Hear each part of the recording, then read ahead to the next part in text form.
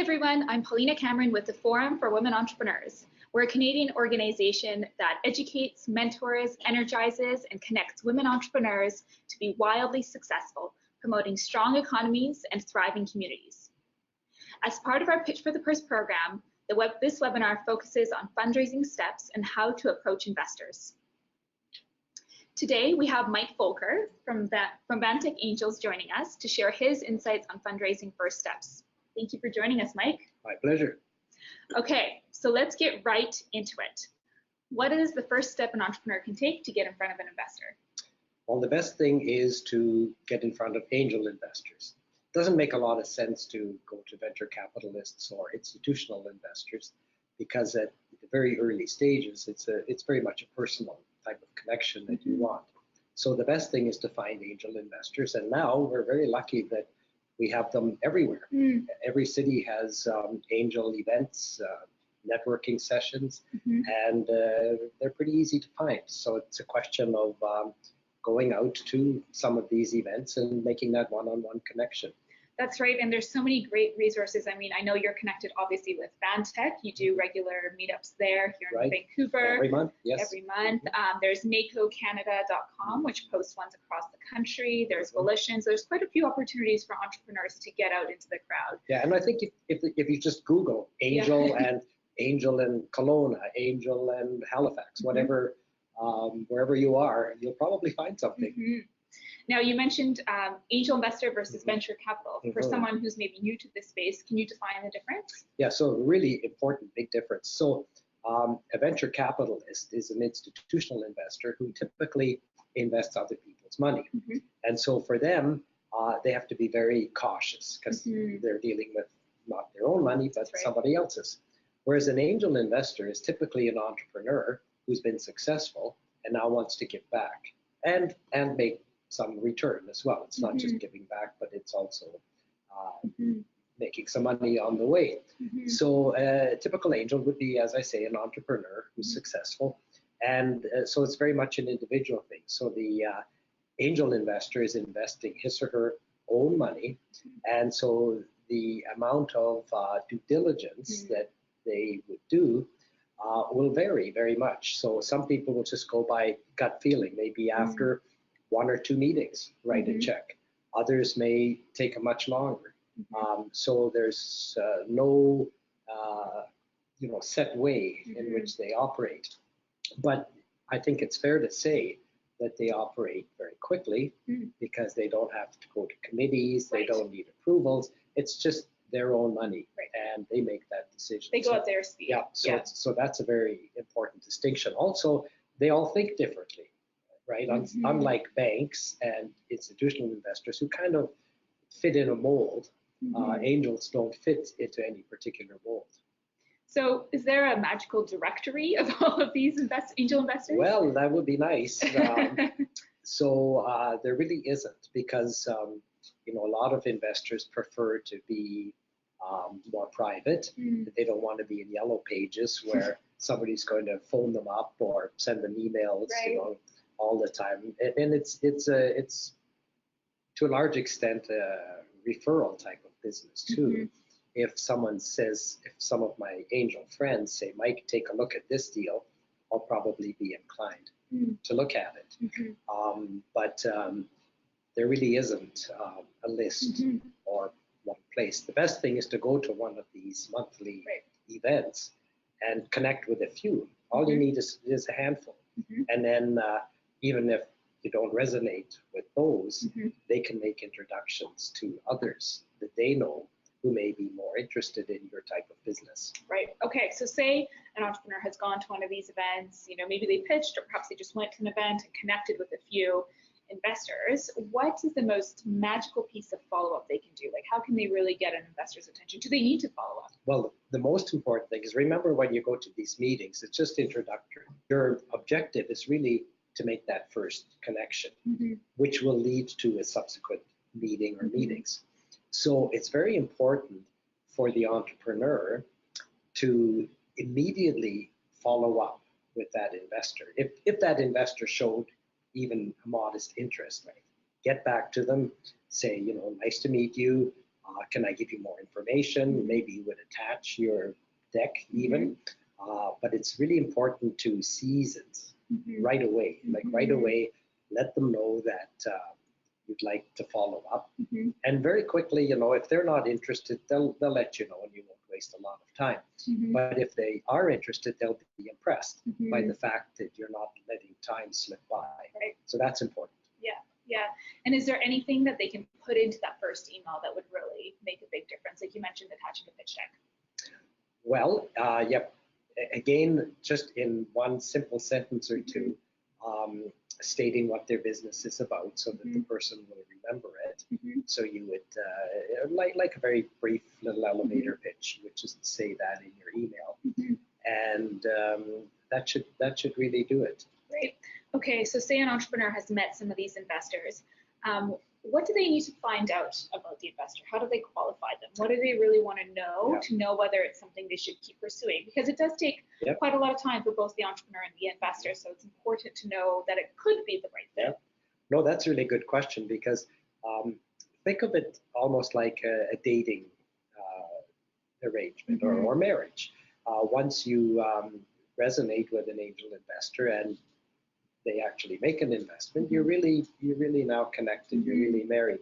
So it's important to know each other, right? The same way that the investor wants to know about you and the business and how the business is going to be successful, you want to know a little bit about that investor. How can they help you? What are their interests? Why are they investing in your company? So it is a dating game, and you have to really know about the investor. You may find that there just isn't the chemistry, and you know you can tell that very early on if you have an uncomfortable feeling with them, if they are a little bit overbearing or a bit too demanding. You may say, I don't know if I can really work with this person, even if they're willing to write a check. You don't want to take their money if you don't get along with them. That's right. Yeah, you set yourself up for failure from the get-go, right? Yeah. And so how can an entrepreneur find out, say how much the investor typically invested, what the size is, or perhaps even, what industries are they interested in? How can they bring that forward? A good way, of course, is to do some homework. You may find out from others what an investor typically is interested in. But the best way is probably just to ask them. And ask them questions like, what size of investment do you typically do? What industries do you like to invest in? Do you have a favorite industry or technology that you're keen on? And you could ask them even, can you give me some examples of some other companies that you've invested in? And that would be a good way to qualify them. And do you think it would be, is it reasonable for an entrepreneur to say, talk to another entrepreneur who that investor invested in to find out what that experience was like? Oh yeah, absolutely. Because, others that have already gotten into that kind of a relationship can really speak to, well, how's it working out? What is it like behind the curtain? Yeah. Because, when you're dating, you're always nice to each other, right? That's right. But you got to call up the ex or the other person. Yeah. Okay, great. So say the entrepreneur, is now speaking with some investors. How do they start really understanding which ones are serious, and how can they set themselves up for that process and get that practice? It's hard to tell, to be quite honest. Some investors will string you along for a long, long time, ask lots of questions, and then really not be interested. So I think it's important, and I think you get a sense of it when you're talking to somebody. If they just keep digging deeper and deeper and deeper, that, well, maybe they're really just not that interested. On the other hand, if they're really keen, they will start to say things like, I should also introduce you to some of my friends, and let's spend some more time crunching your numbers, things like that. I think you get a sense of it once you start that dialogue. That's an interesting point you bring up there, and you've brought it up once before too, the whole idea of investors bringing other people to the table almost on your behalf, or once they get to know you, you're almost vouching for you and bringing others to the table. So is that typical, and how does that happen? Because I imagine that's quite helpful for the entrepreneur.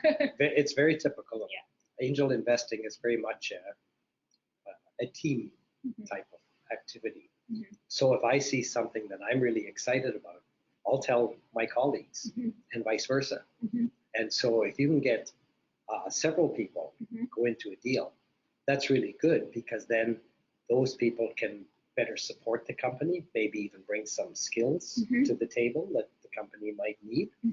And very importantly, if the company's progressing well and needs to raise additional capital down the road, those investors together can maybe do the next round, or do some of the next round and bring more people into it. Because the other thing is, angel investors will typically invest at different stages. They may invest when you're pre-revenue, like at the very, very beginning, and some may prefer to invest a little bit later on. So that's another qualification factor that you should kind of work into your questions early on. Industry stage. So, it doesn't hurt to say to the investor, we're not yet generating revenue. Is that important to you? Do we have to be in a position where we have customers and revenue before you'll look at an investment? And they'll tell you, they'll say, yeah, you are too early for me. Or no, I like to get in really early because that's when the valuations are low and where maybe I can make a bigger impact. I like this because I think a lot of entrepreneurs, when they're thinking about this, it seems so scary and nebulous and almost like you need to put your perfect foot forward and then kind of wait and expect. But really what you're talking about here is building that back and forth relationship. You can ask these questions. It can be an iterative process, which I think, women entrepreneurs who we work with, I think can be really good at and are really strong at, is building that and being comfortable with, I can ask you that question, as opposed to just trying to give you the answer that I think you might be looking for. Absolutely. So now you mentioned something around, working with one investor and then bringing others to the table. So can you tell us more about what it means to be a lead investor? What is that concept and how does that work with the entrepreneur? A good first step when you're fundraising is to get someone who is definitely interested, who's willing to negotiate terms. So you put something together called a term sheet, which basically talks about the valuation of the company, how much the investor is going to put in, how much the company needs in total, and any special rights, like does the investor or group of investors get a board seat, or information rights, how often will you, the entrepreneur, report back to the investors? Will you report monthly, quarterly, or just annually? So these are all conditions in a term sheet. There may be something in there about vesting your shares or reverse vesting your shares, so that the investor doesn't invest and you suddenly quit. So there may be some conditions and terms, and so getting somebody initially to nail those terms down with you is really important, because then when you've done that, then of course you've got one investor who is committed, and then that term sheet will say that, okay, so-and-so is investing 100,000 out of $500,000 that you're looking for. Then you can take that term sheet and show it to other potential investors, and you can say, look, Mike here has already agreed to this. He's comfortable with this. What do you think? And that investor will look at it and say, oh, yeah, he knows what he's doing.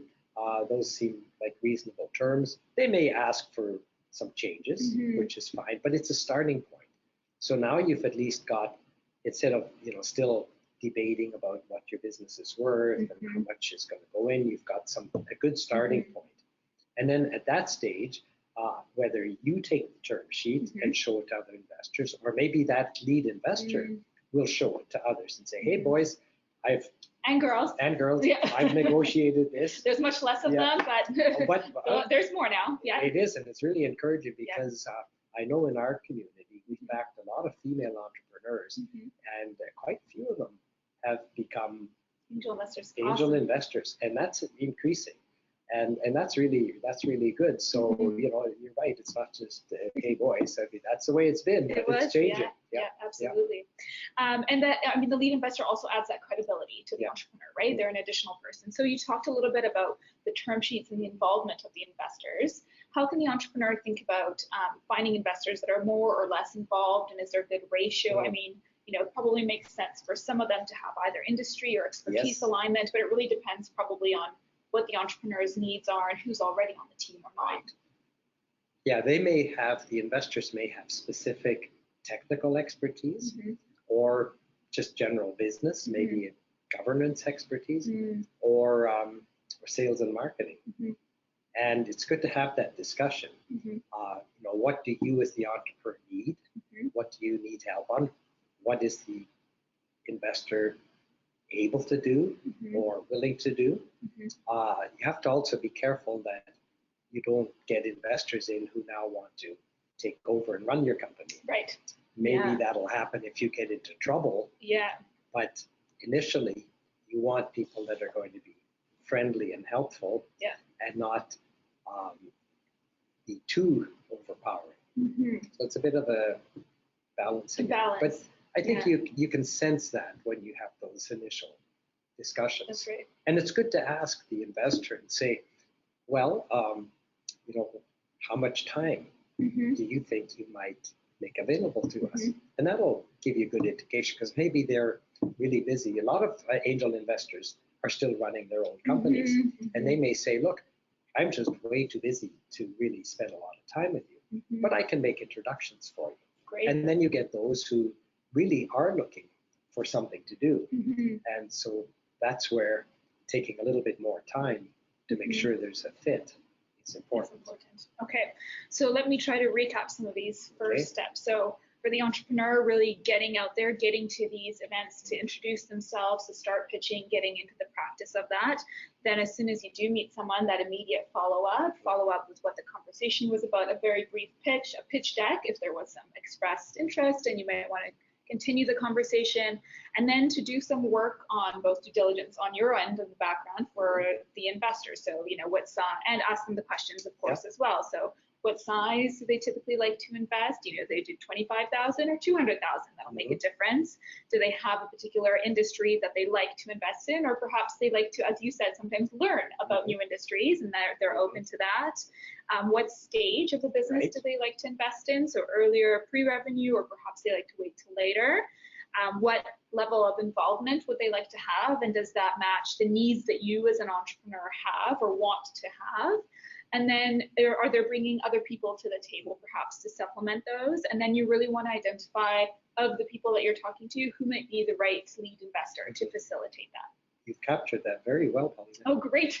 Perfect.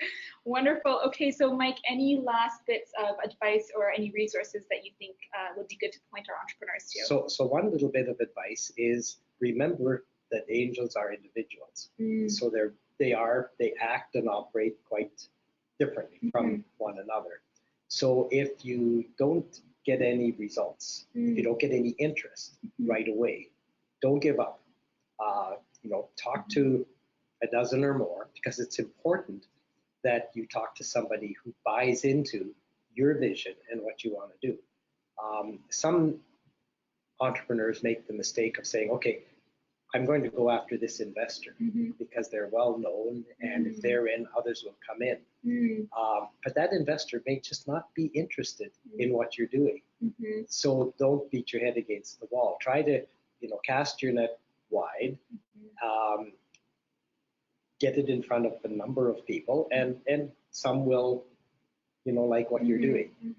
So don't give up, and remember that they're all individuals. And then in terms of resources, I would just refer people to the NACO Canada website, because there's a lot of, NACO has this thing called the NACO Academy, and there's a lot of resource material in there. Everything from, what should be in your presentation deck, term sheets, their terms are all explained. So if an angel says, well, I want reverse vesting conditions, you think, well, what does that mean? You can learn about it by reading up on it on the NACO Canada website. So it's got all kinds of valuable resource material. Thank you so much, Mike from VANTEC Angels, for your time and expertise.